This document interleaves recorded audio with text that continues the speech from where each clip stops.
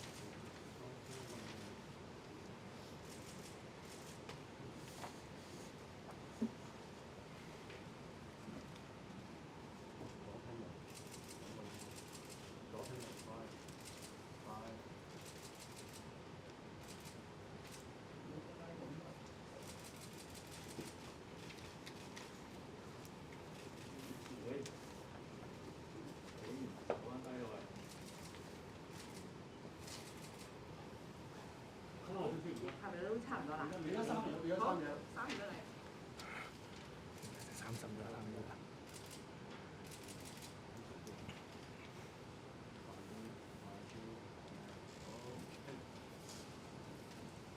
好，咁啊，請各位可以就先。咁啊，大家早晨啦。Good morning. Welcome to today's press conference. The Law Reform Commission will publish today the consultation paper on cyber-dependent crimes and jurisdictional issues. And for our speakers today, we have Mr. Derek Chan, Senior Counsel, member of the Cybercrime Subcommittee of the Law Reform Commission. And next to him, we have Dr. Chow Ken Pui, another member of the subcommittee. And then on the left-hand side, we have Mr. Wesley Wong, Senior Counsel, Secretary of the Law Reform Commission. And then on the other side, we have Mrs. Cindy Chuck, Secretary of the Cybercrime Subcommittee.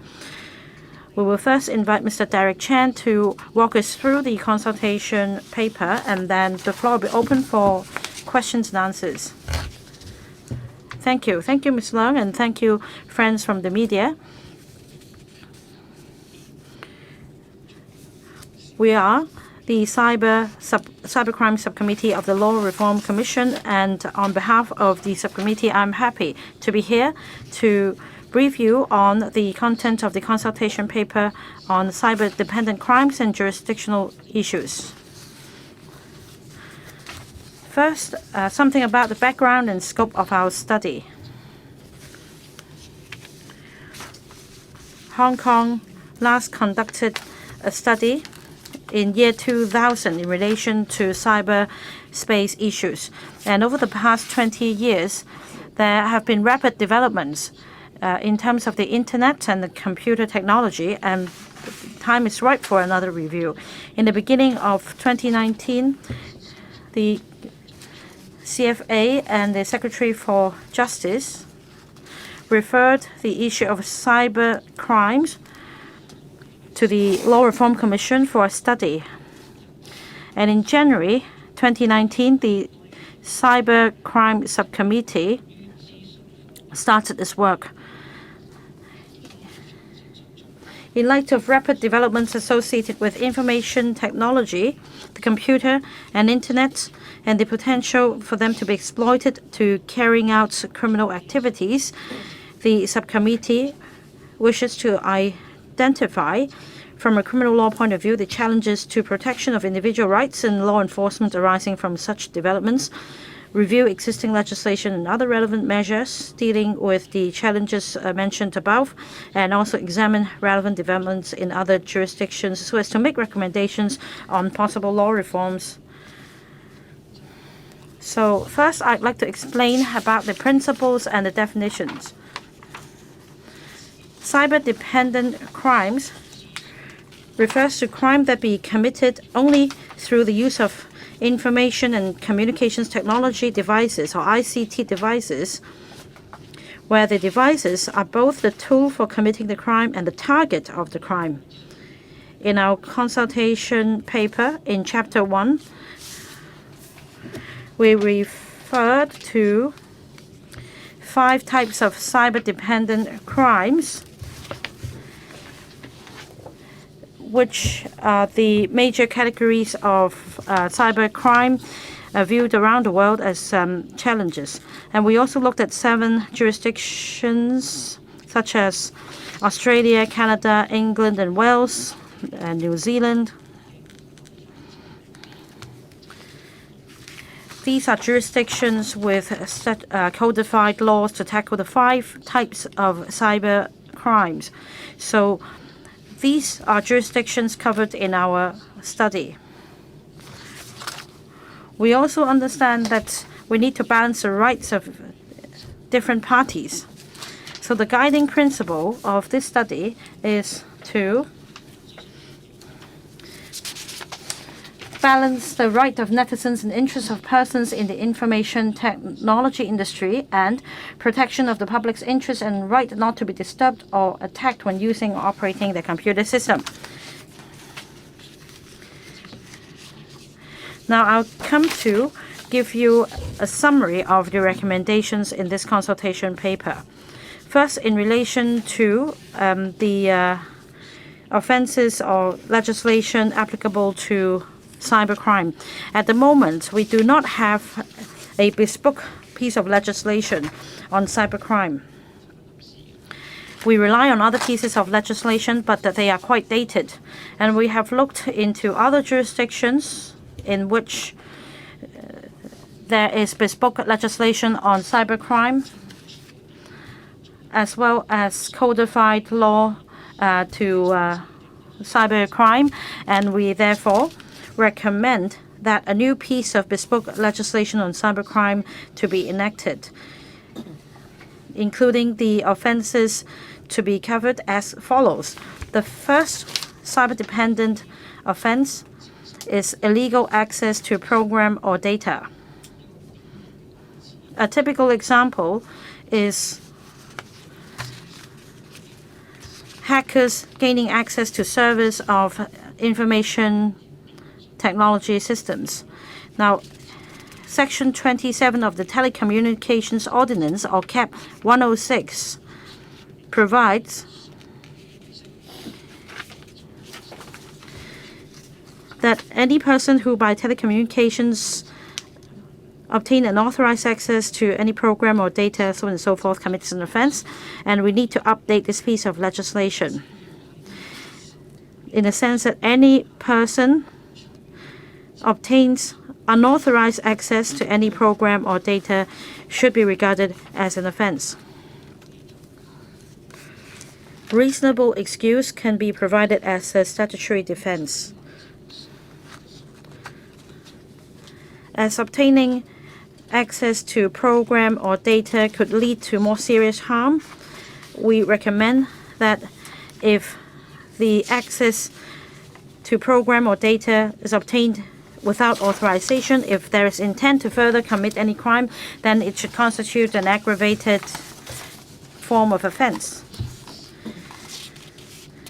We also understand at the same time that in cyberspace, there are always people who test others' computers to look for vulnerabilities. These are common activities. Hence, in our consultation paper, for unauthorized access to program or data, for the purpose mentioned, whether there should be a defense or exemption, we invite the public to give views on the matter. The second recommended offense is illegal interception of computer data.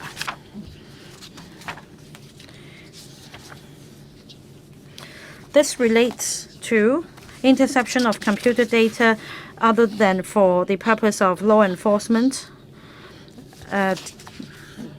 The offense seeks to protect the privacy of data.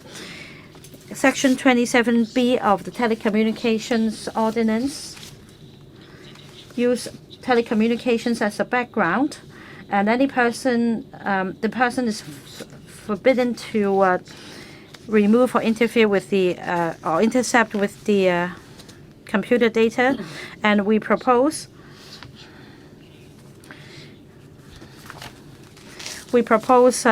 to prohibit disclosure, use, or interception of computer data without authorization. In order to protect the public, data refers to general data, including metadata. So also data en route will also not be included. So it would only regulate the interception of a communication in the course of its transmission. Given that interception is a bit common,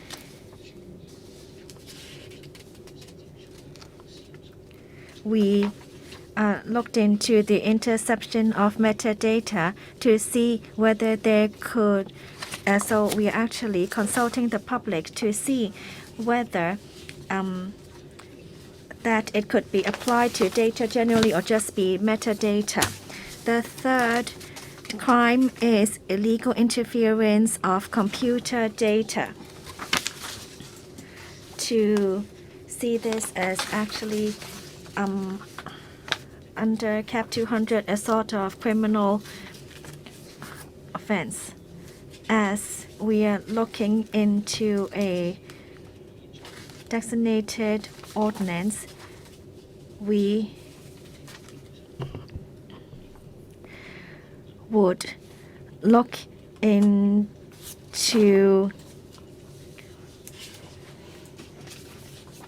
where to seek to prohibit hindrance of lawful use of computer systems by using or interfering with computer data, and thus protecting the proper functioning of the computer systems.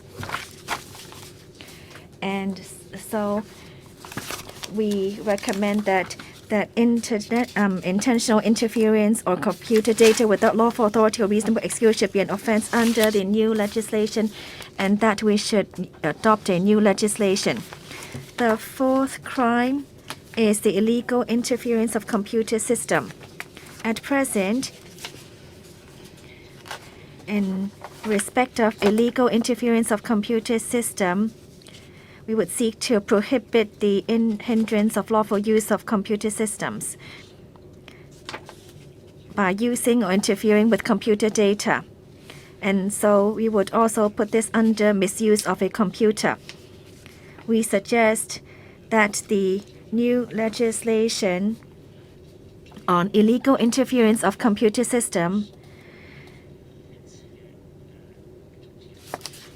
should actually phrase it in the same way on the proposed provisions regarding the illegal interference of computer data and computer system. Well, because of the operation of a cyber operation, we looked into whether scanning of a computer system on the internet by cyber security professionals should actually be a lawful excuse for the proposed offense of illegal interference of a computer system. We have also consulted members' views on our consultation paper. The fifth crime is making available or possessing a device or data for committing a crime. At present, under Section 62 of the Crimes Ordinance, a person who has custody or control of anything and intends without lawful excuse to use it to destroy or damage property shall be guilty of an offense.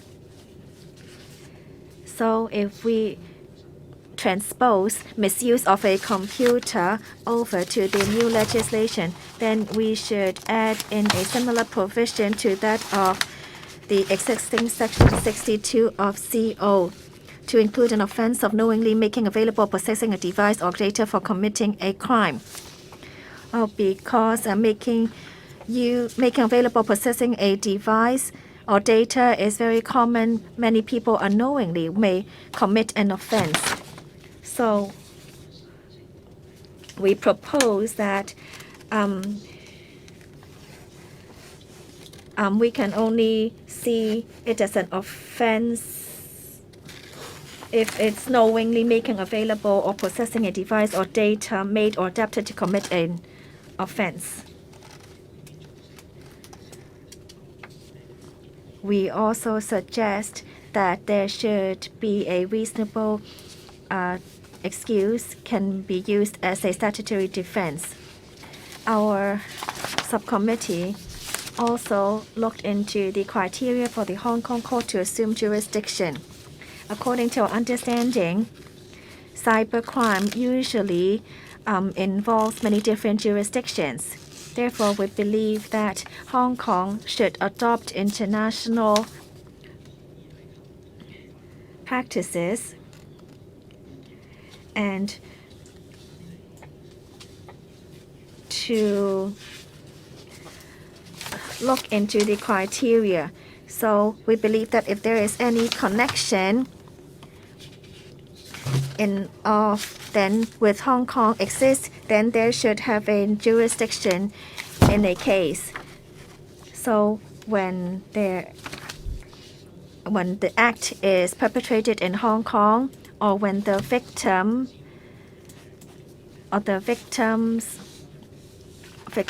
is from Hong Kong, or the data or computer are in Hong Kong, then the court will deem to have jurisdiction over the case.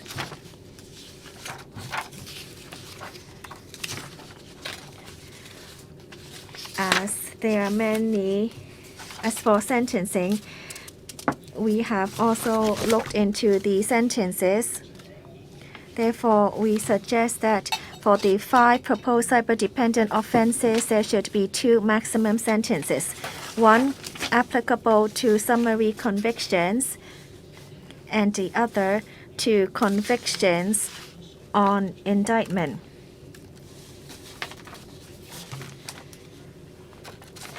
We have considered the sentencing jurisdiction of various courts, as well as the maximum sentences for existing cybercrime offenses, and have considered theft ordinance and comparable offenses in other jurisdictions. We believe that the suggested sentencing will be able to have the necessary deterrent effect and is not too out of tune with the references noted by us. I have already gone through the main recommendations on the paper. We hope that the public will be interested in the consultation paper and read through it thoroughly. We welcome public's views and comments.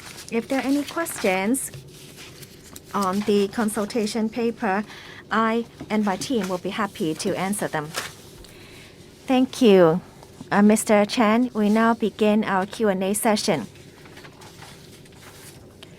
Please identify your media organization before you ask your question and state your name, and we will hand you the microphone. Sky Daily. I'm over here from Sky Daily. I have a couple of questions. Some crimes may involve a mens rea, and there should be an aggregated sentence. So how do you define it? How do you define the mens rea? How would you actually look into it as an aggravated crime? And would you actually increase the sentence. And then for reasonable excuse and defense, let's say it's an illegal hacking, and during investigation, it is found that there is information with vested interest and it is actually disclosed. Would that actually be considered a statutory defense? Yes, let me take the first question, and that is what is meant by an aggravated offense.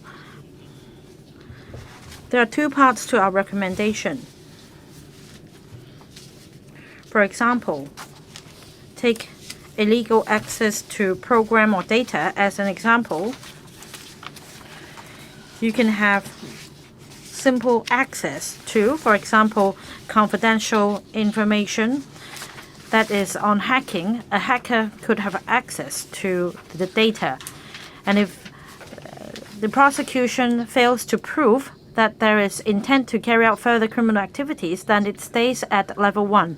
However, if there is proof that there is intent to further carry out criminal activities, such as illegal disclosure or publication of the information, and so if it falls under the principle of intent to carry out further criminal activities, then it can constitute an aggravated offense. So the crux is whether you can prove there is intent to further carrying out criminal activities. The second question refers to a reasonable excuse as a defense. Say, I used the example of unauthorized access to program or data leading to the discovery of very important information in relation to public interest, and whether the public's right to know would be undermined for non-disclosure. At the end of the day, it's up to the court to decide what reasonable means. In the UK, there are case laws in which a civil servant or a public or a police officer discovered an important piece of information concerning public interest and hence disclosure. And according to the UK court, the decision is made based on reasonable expectation of the public. So it's for us to decide whether it's within a reasonable expectation that it constitutes a defense. By setting up a statutory defense of reasonable excuse, we give margin for the court or for the defendant to persuade the court to accept a certain level of reasonable expectation of the public. Next question. Cable.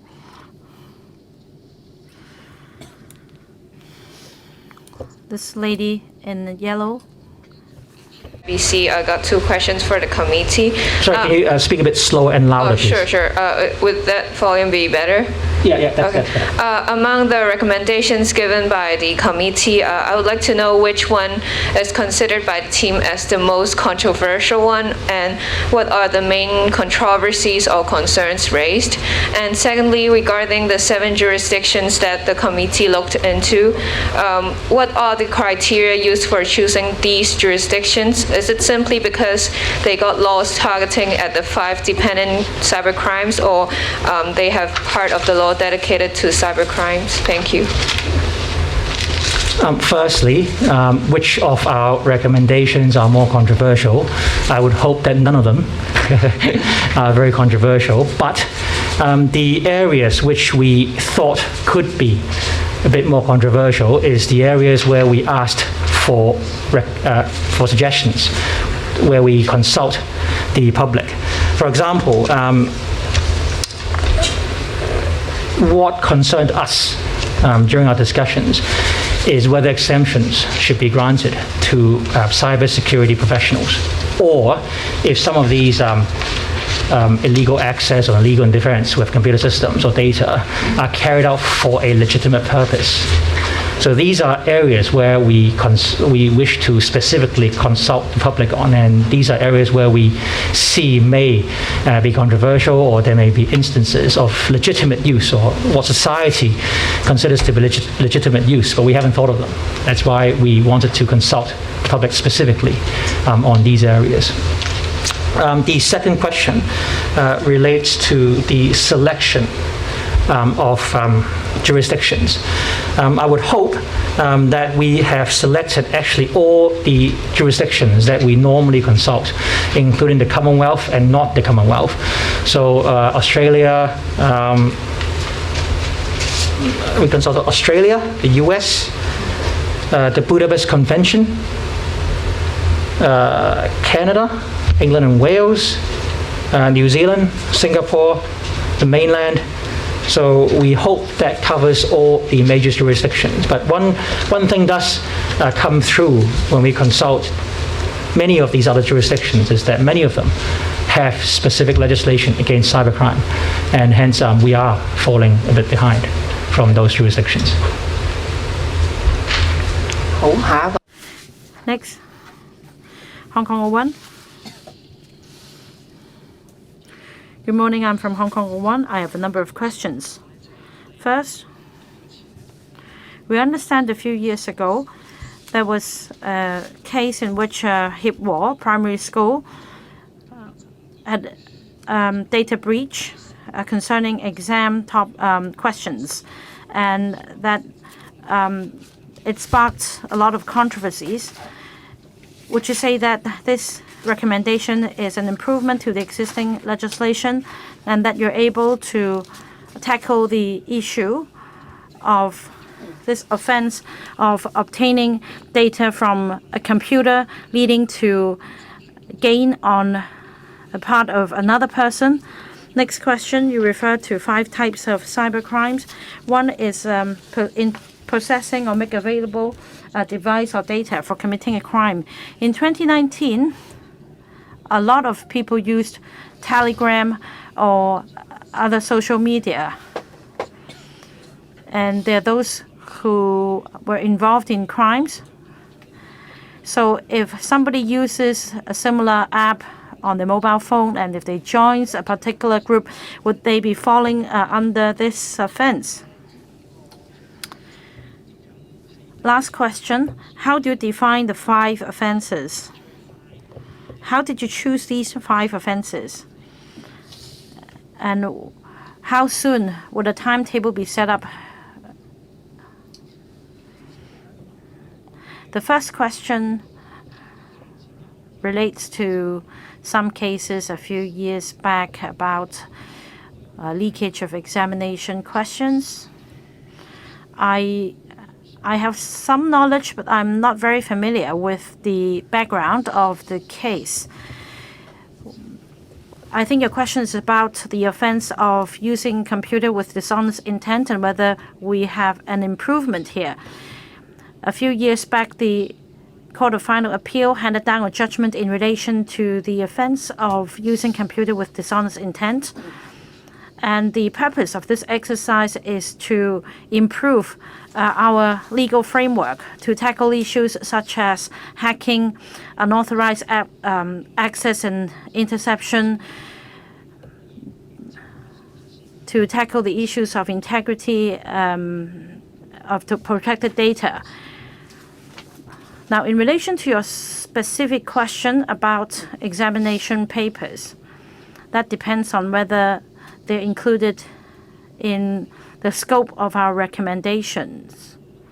But in theory, if you have access to a computer system to obtain data for a particular use, then it should fall under a certain type, depending on the facts of the case. Second question, in relation to possessing a device or data for committing a crime, the concern is, say, for ICT device, if you install an app and joins a group with certain discussions going on, whether this will fall into this scope of the offense. Now, if the app we're talking about is an information communication device, then it's hard to imagine that not being caught by the offense, such as WhatsApp is not just Telegram, but other apps as well, as long as it has a communication function. So it can also be caught by other offenses. The third question relates to the 5 chosen types. This is based on the Council of Europe's Convention on Cybercrime. In short, Budapest Convention.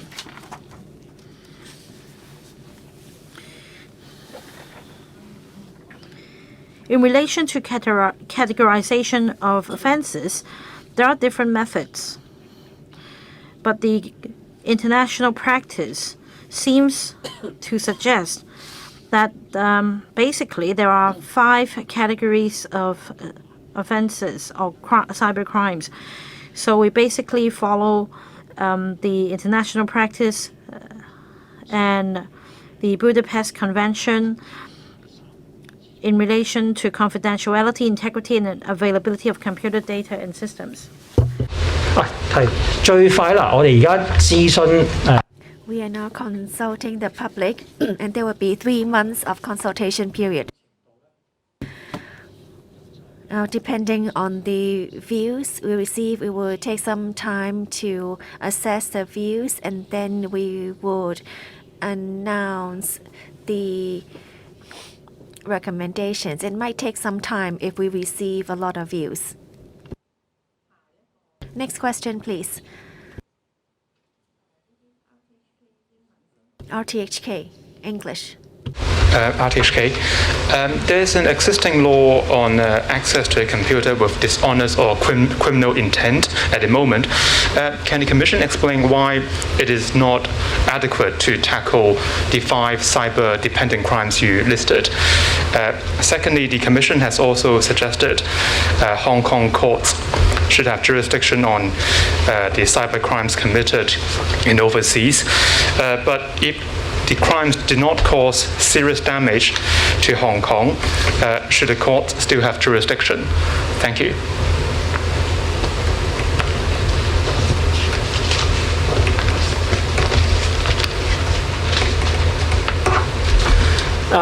The current existing provision that you're referring to, I assume, is obtaining access for a dishonest purpose. One of the issues created by that offense is the applicability only pertains to obtaining access to somebody else's computer.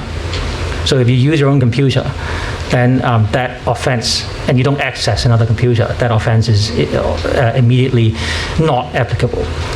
We also felt that it is time to update our whole cybercrime approach and to be consistent with other jurisdictions, to put it into a specific set of a specific legislation or ordinance to cover the 5 categories of cybercrime, which internationally that's how they categorize cybercrime. So to make it all consistent, it is better if we have them in one updated set of legislation. Your second question is if an offense is committed overseas and it does not cause damage to Hong Kong, should Hong Kong courts still have jurisdiction? So we have tried to recommend that there has to be some connection to Hong Kong. When you mention serious damage to Hong Kong, I assume you don't just mean the whole of Hong Kong, but individuals in Hong Kong. So our recommendation for grounding a lot of the jurisdictional issues is either an element of the offense occurs in Hong Kong, or the person, the person who did the act is in Hong Kong, or the victim, so the owner of the data is a Hong Kong person. So that's how we make the connection back to Hong Kong before we suggest that the Hong Kong courts should have jurisdiction.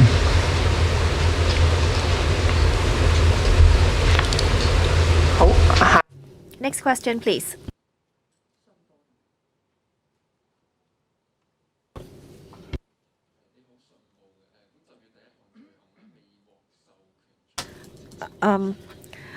Journal. Well, for cyber security, you are now going to intercept data. Well, to the public, what do you mean for the reasonable excuse for the illegal interception of computer data? And for illegal interference of computer data, it seems that interference is quite broad. So can you give us more details on what you mean by illegal interference? The Law Reform Commission has already been making discussions on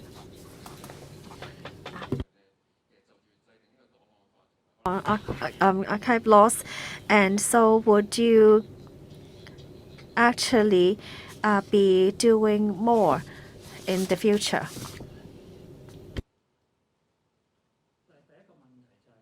Regarding the first question on how to define the objective of cybersecurity, this is actually a very good question, as this came up in our discussion that it's very difficult to define.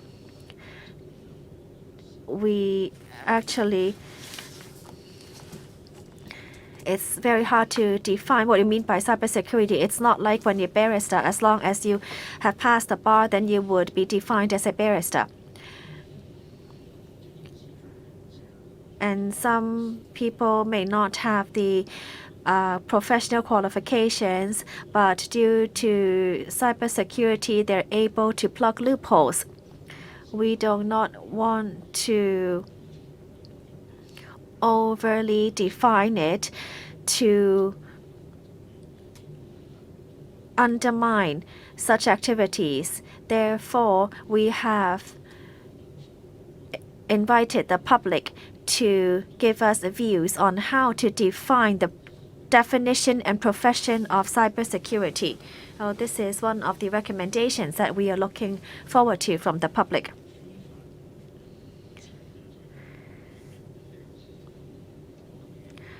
On illegal interference of computer data,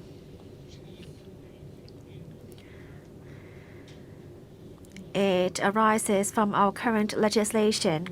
Currently, in the Crimes Ordinance, there is a criminal damage which includes the misuse of computer provision and concept. So we are going to... So what do you mean by misuse of a computer? Under the current provision,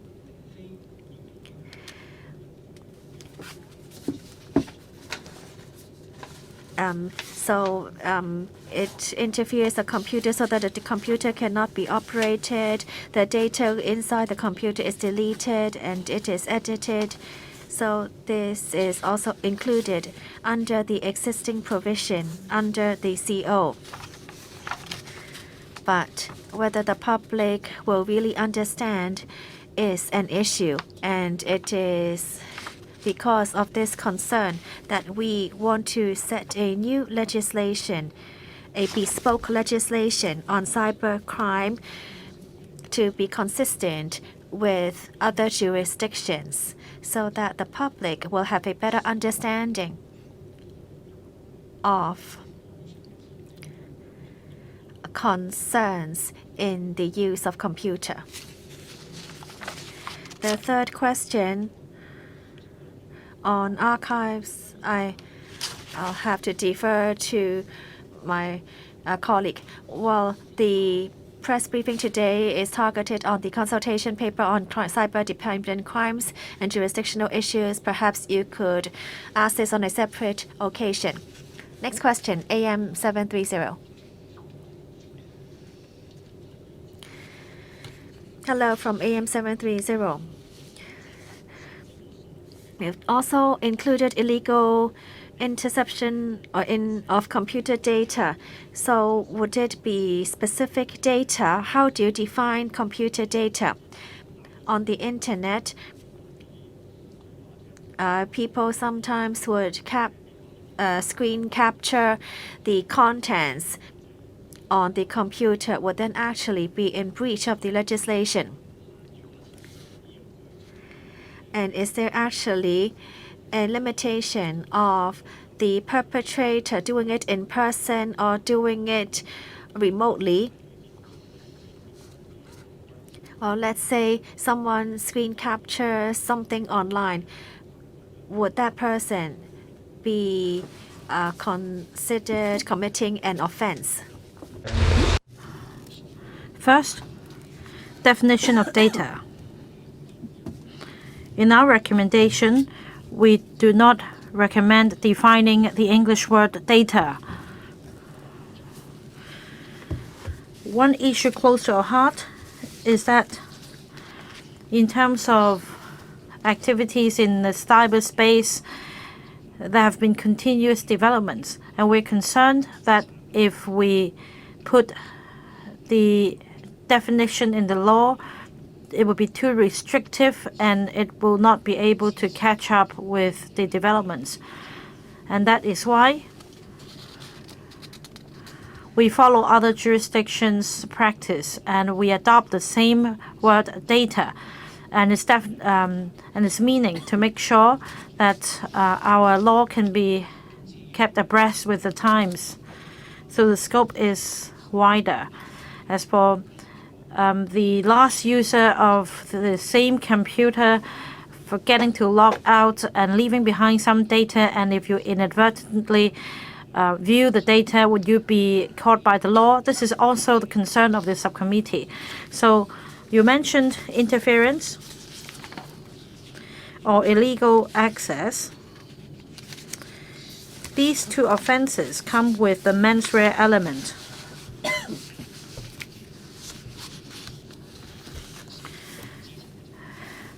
We recommend so because we do not want the law to catch accidental access to the computer or data. Is it Ming Pao? This gentleman? I'm from Economic Times. I have 3 questions. First, is there any statutory time limit in relation to this legislation and any retroactive effect? Because it takes time for investigation and prosecution. Second point, will the offenses recommended be able to cover all common scenarios of cyber crimes, such as hacking activities and cyber fraud crimes?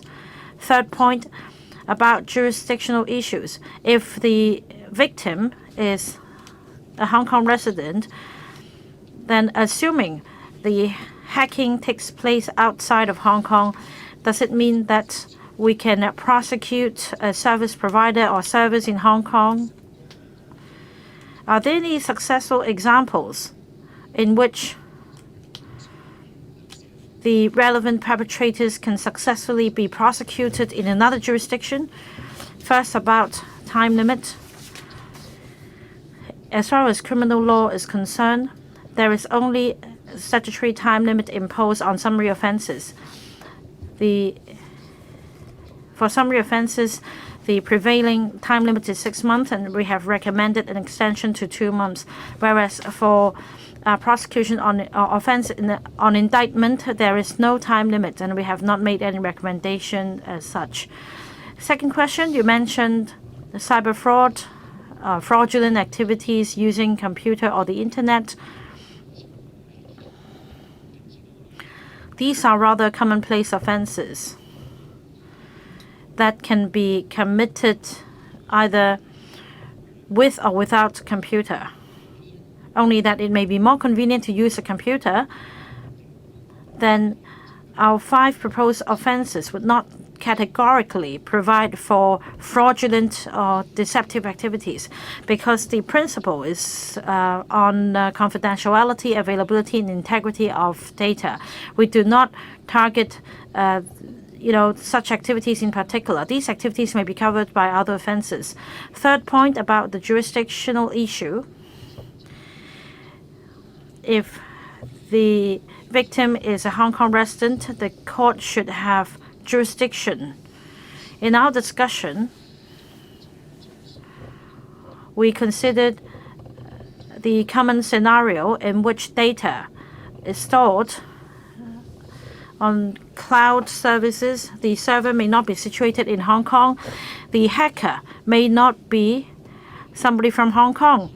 He may be part of a hacking team from some other places, but the data contained on that server located not in Hong Kong could belong to a Hong Kong person. But despite all these, our recommendation is for the Hong Kong court to have jurisdiction so as to ensure confidentiality of data relating to Hong Kong people. And that is why there is an expansion of the scope of jurisdiction. You ask about successful prosecution of overseas perpetrators. Now, for overseas activities affecting Hong Kong, in fact, in other criminal legislation, we have successful prosecution, gathering of evidence, extradition of offenders. So it's not uncommon, and we adopt the same principle in making these recommendations. Part 3 of our consultation exercise will provide a more careful study on enforcement and jurisdictional issues. And we will consider whether there are ways to help with the more difficult areas, such as the gathering of evidence. Next question. This gentleman. Good morning, guys. So 3 questions. The first one, a follow-up question from the previous question. So if public interest is intended to be a reasonable excuse, subject to the degree, so why not spell it out in clearer terms in the intended legislation? And without a clearer term, is there a possibility that the court would find that public interest is not a reasonable excuse entirely when it comes to like a trial stage? Second question, on the new offense of unauthorized access to program or data, it says here the offense would apply no matter whether access to a computer is obtained by telecommunications or not. What does that mean? Is there a clearer example of a crime committed without the access to a computer not obtained through telecommunications? And third question, noting the penalties would be for summary conviction 2 years imprisonment and indictment 14 years imprisonment. How was that decided, and what was the basis for these decisions? Thank you. Firstly, your first question is the public interest is intended to be a reasonable excuse. Firstly, we haven't recommended specifically that any unauthorized access for the public interest necessarily amounts to a reasonable excuse. The whole point about using reasonable excuse is to let the courts have some flexibility and the defendants to have some flexibility in arguing what can or what may be reasonable or may not be reasonable by reference to our own societal standards. I did refer to an English case where this very topic was discussed in the context of an offense or charge of misconduct in public office, because this kind of disclosure can happen with or without computers. So I would imagine if somebody raises that as a reasonable excuse, that would be fully debated with reference to what our community standards are in Hong Kong. So that is why we can't spell out whether public interest can be a justification for illegally accessing a computer.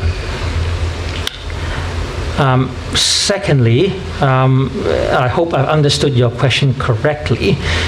For unauthorized access, how do you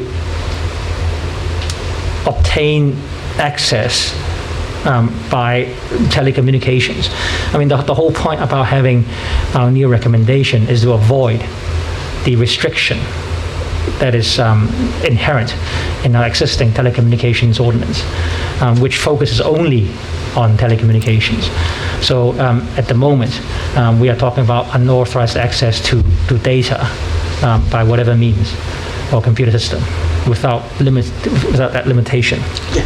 Yes, perhaps I'll let Professor Chow to expand on that because he is the professor in this area. Okay. Yeah, I think with reference to your question about the unauthorized access, okay, I think the point is that telecommunication access is usually what we refer to using a remote terminal or devices. But in fact, we want to cover, in addition to that, for example, you have a direct access to the server in the server room, okay, then it will not through any telecommunication device. Or you actually copy the data to the like a USB disk, which you don't really actually access the system or the data through any telecommunication devices. And that's what we are trying to cover also in our recommendation. Thank you. The third question relates to the penalties, 3 years for summary offence and 14 years on indictment. Now, the 3 years for summary offence is to have consistency with the jurisdiction of our magistrates' courts, which is also 3 years. 14 years on indictment, the basis for that, we did reference the sentencing maximum penalties in other jurisdictions, and we also referenced to our own theft ordinance, where offences like fraud have a maximum sentence of 14 years. So bear in mind that cybercrime can cause immense damage, not only to individuals, but potentially to society, depending on the system being interfered with. We do recommend, or we suggest, that 14 years would be an appropriate maximum penalty. Obviously, the circumstances giving rise to the offence are various, very extreme in terms of the range. 好，下一位呢邊咧 standard 係咪啊？ Next, the standard. The standard. I'd like to ask whether the main recommendations were made with individuals or organizations in mind. Is it possible for corporations and institutions such as, like, let's say, ISPs or financial service providers to dishonestly use data or something like that, and how would that be dealt with compared to like an individual basis? Thank you. In terms of whether, I think the question is whether there can be corporate offender, for example. We haven't specifically made any recommendations in that regard. We'll have to rely on the general criminal law principles in terms of how to attribute an offence or the mens rea, the actus reus, how to attribute that to a corporation. We have to rely on the general criminal law principles. 仲有冇其他？嗰位男士。 Next question, the gentleman over there. Hello from cable TV. How do you see the 5 new offenses? I'm sorry. Can you repeat it again because I wasn't paying attention?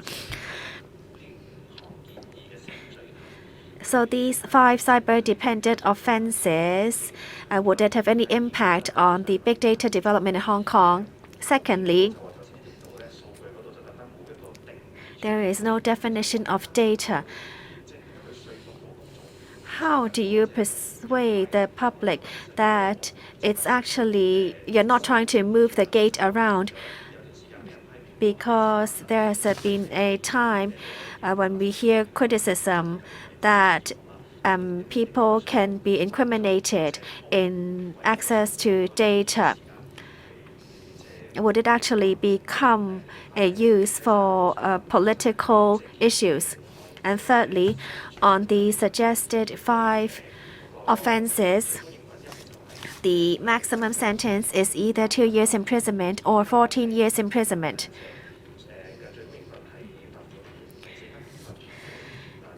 Which is actually quite different from the 5 years imprisonment and the sentencing of level 4 at a fine of 25,000. So why do you think it is appropriate to raise the maximum sentence to 14 years imprisonment? And what crime would it actually have to be to have 14 years imprisonment? First of all, on the use of computer and data, in our 5 offenses, there are quite some duplication with existing legislation. There are some recommendations that are not entirely new. We hope to be able to balance users to use the computer freely, but in a secured manner. We don't want people to be in the Wild West with nothing to protect themselves. We hope there to be a systematic protection for everyone who's using the internet, so that we'll be able to have a sustainable development.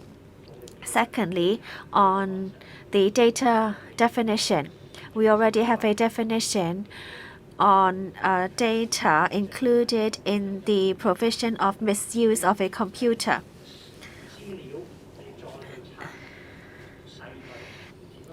We can actually look into information, but then it's very hard to try to break it further down because we need to look into the integrity of information. So after drawing reference from other jurisdictions, we do not believe we need to further break down the definition of information.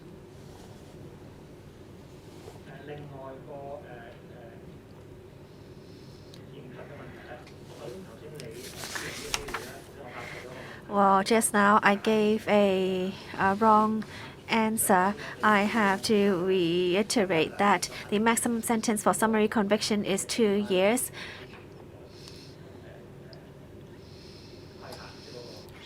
So this is actually the maximum sentence that we see in the court.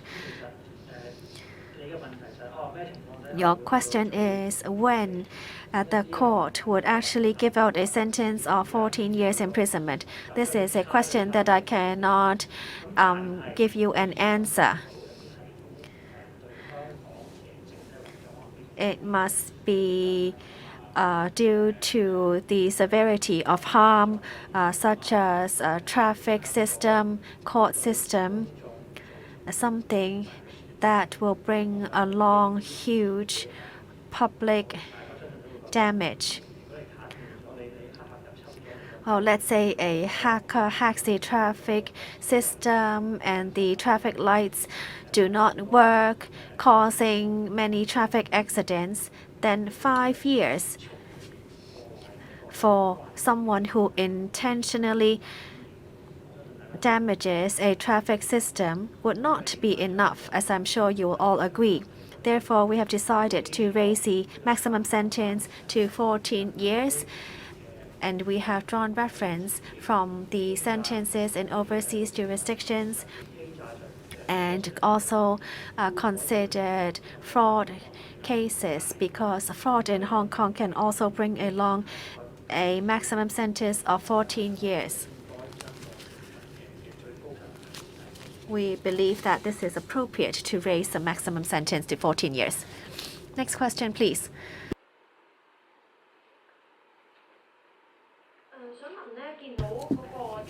TVB.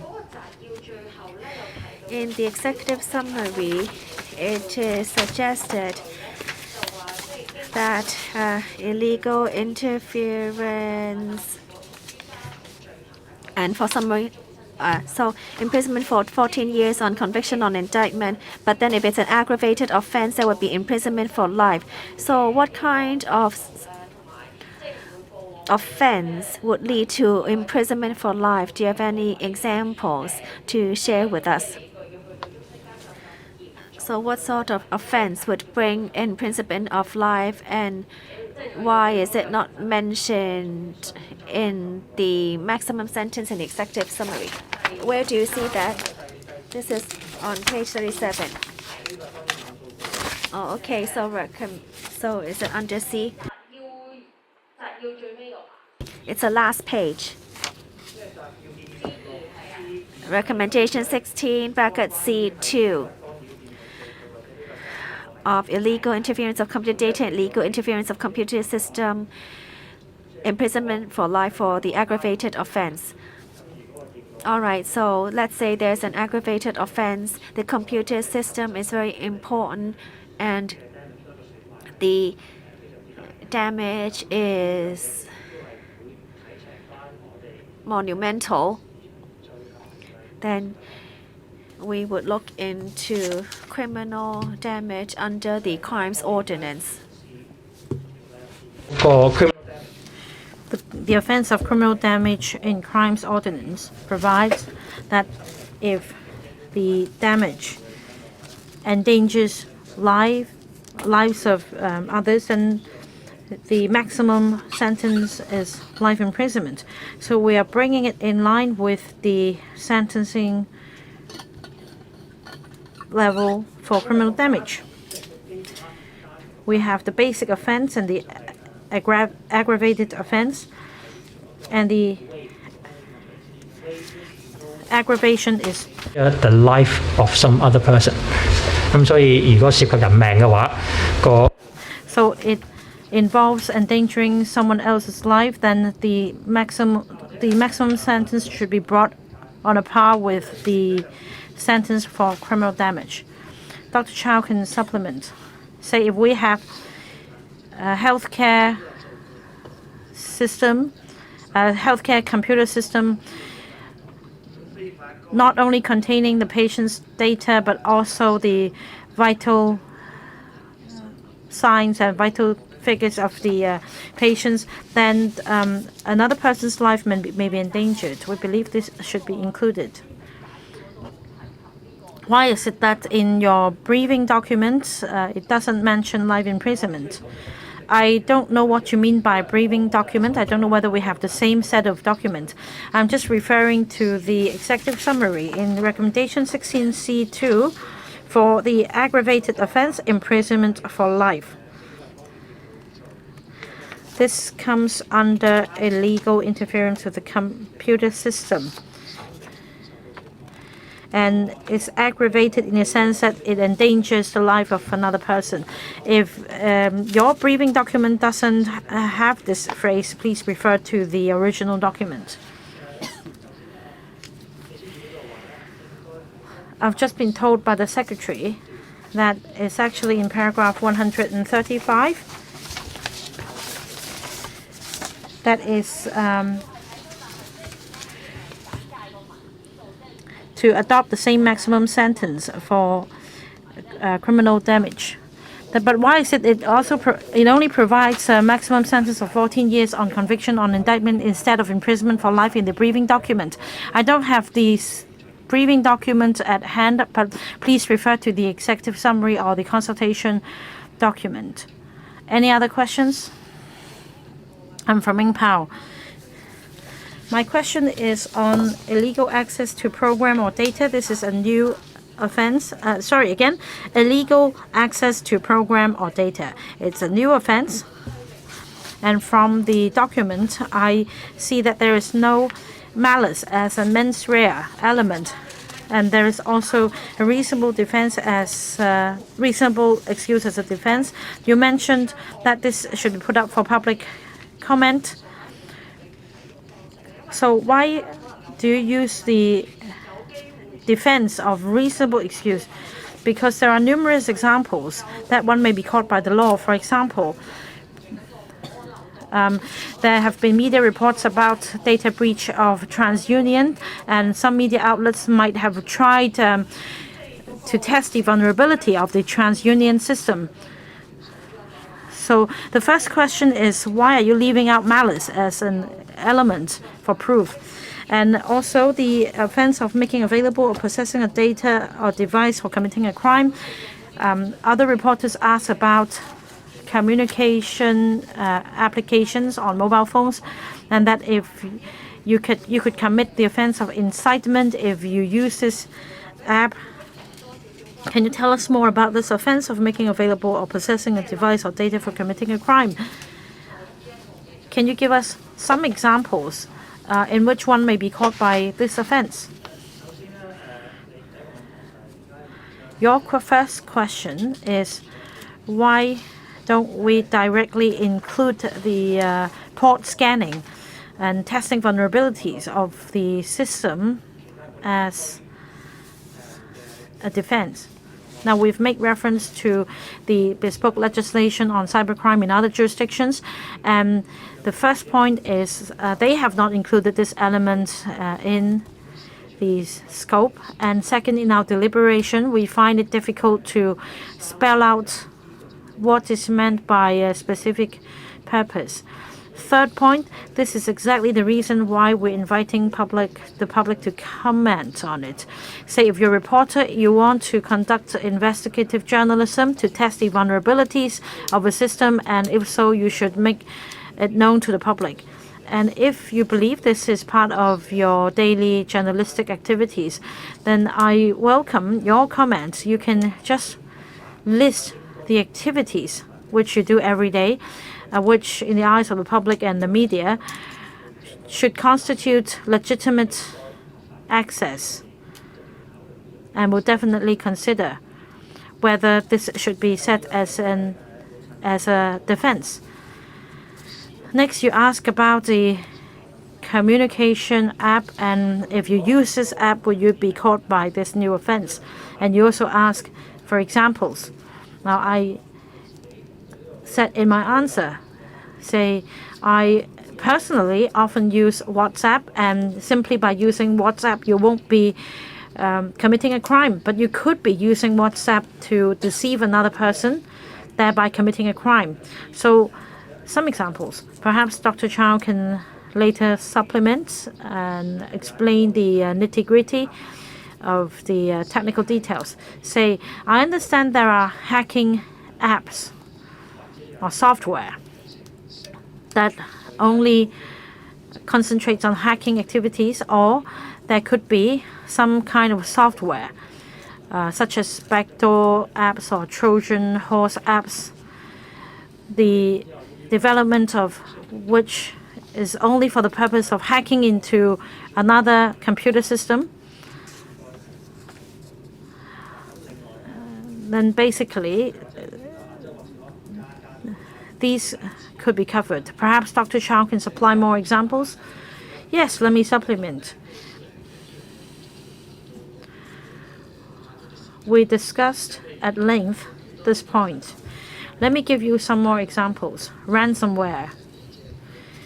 As you know, if a company's computer system is installed with ransomware, then the system can be halted. So if you have a lot of ransomware in your computer, you may wonder why that is the case. And say if you have computer virus in your system, and there is no reason why you would install a virus on your own initiative, or you would actually keep a whole collection of different computer virus strains. So it's suspicious.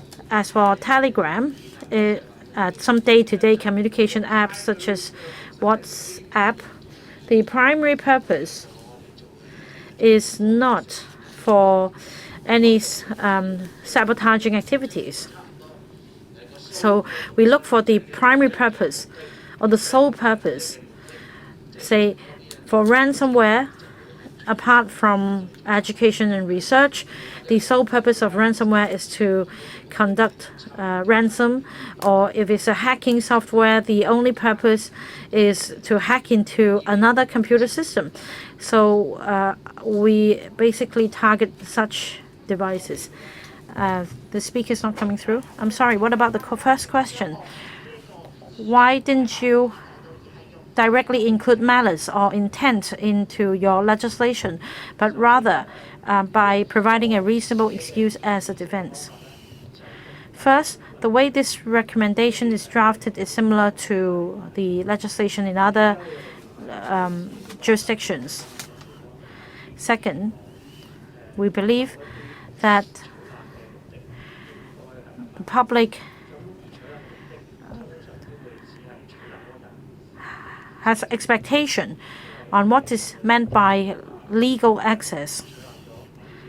Say, if a person gains access to some data, but is a subjective element as to the intent of gaining access to the data, Only the person conducting this act would know, and that is why in other jurisdictions there is similar drafting. Any other questions? Let's take the last question. I just have some follow-up questions. Well, just now you talked about ransomware and other viruses. When it involves a company's computer or a personal computer, but then it has become a zombie computer, under these circumstances, would you also be able to prosecute the host or to prosecute the parasite? Well, if we are able to assess that it's a zombie computer, would the owner also be able to be prosecuted? So are you saying that the owner, no, we talk about zombie, let's defer to Dr. Chow. You must be referring to botnets. For zombie computers, there is a controller, which is the main hacker, who will put the zombies in other computers, and then when there's a major attack, all the zombies can work together to hack one certain server. These zombie computers, or actually these botnets,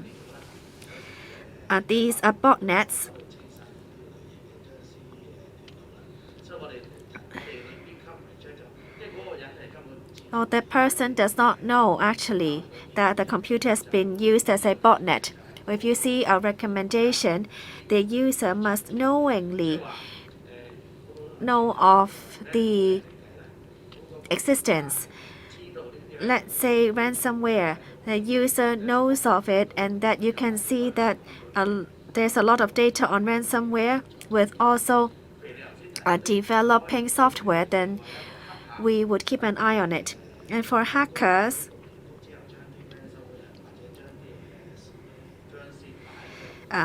who put botnets into the other computers, then we would see that it has nothing to do with the computer user. Thank you. If there are no other questions, this ends our press briefing today. Thank you.